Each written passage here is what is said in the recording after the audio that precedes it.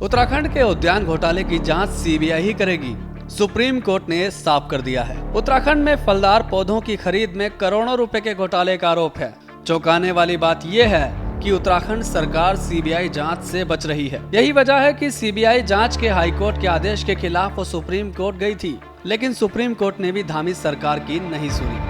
Supreme court के आदेश के बाद उत्तराखंड में राजनीति गर्मा गई है। कांग्रेस ने आरोप लगाया है कि धामी सरकार उद्यान घोटाले की जांच ही नहीं कराना चाहती, क्योंकि उसे भी पता है कि अगर जांच हुई तो इस घोटाले में कई बड़े नाम सामने आ जाएंगे। नैनीताल हाईकोर्ट ने उद्यान घोटाले की जांच सीबीआई से कराने के आदेश दिए थे। उत्तराखंड सरकार ने हाईकोर्ट के आदेश को सुप्रीम कोर्ट में चुनौती दी, लेकिन सुप्रीम कोर्ट में सरकार की पुनर्विचार याचिका खारिज हो गई। याचिका खारिज होने के बाद कांग्रेस सरकार पर आक्रामक नजर आ रही है। भाजपा भ्रष्टाचार मुक्त भारत की बात करती, भ्रष्टाचार मुक्त उत्तराखंड की बात करती, लेकिन जब इनके विभागों में भ्रष्टाचार होता है तो जब हाई कोर्ट जैसी संस्था सीबीआई जांच की मांग कर रही है और सरकार उसके लिए अगर सुप्रीम कोर्ट जा रही है तो इससे उनकी नीयति दिखती है कि वो जो भ्रष्टाचार के आरोप उन पे लगे उस पर जांच कराने तक के लिए तैयार नहीं है।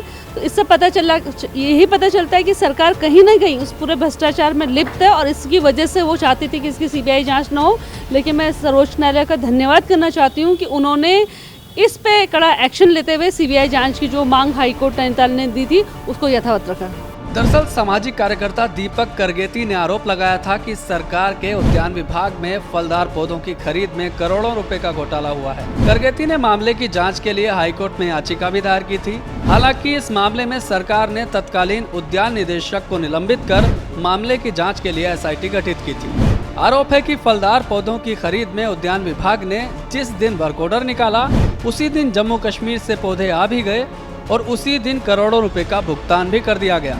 आरोप है कि विभाग के अधिकारियों ने सांठगांठ कर नकली नर्सरी अनिका ट्रेडर्स को पूरे राज्य में पौधों की खरीद का काम देकर घोटाले को अंजाम दिया।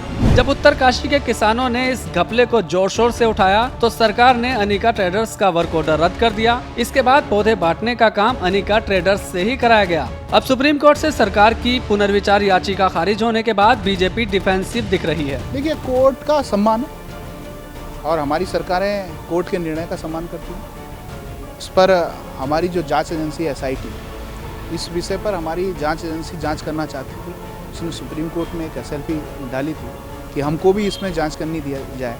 कहीं पर भी सरकार ने सीबीआई जांच को रोकने और सीबीआई जांच के लिए किसी प्रकार से स्टे की या इस प्रकार की कोई चीज़ें नहीं बोली थी। हमारे को अपनी जांच एजेंसियों पर भरोसा है। हमारे को अपनी जांच एजेंसियां, हमारी जांच एजेंसियां उसकी तहकीकात करती, उस पर हमारी जांच एजेंसियां उसकी जांच करती। इसलिए हमारी जांच एजेंसी ने SLP की थी।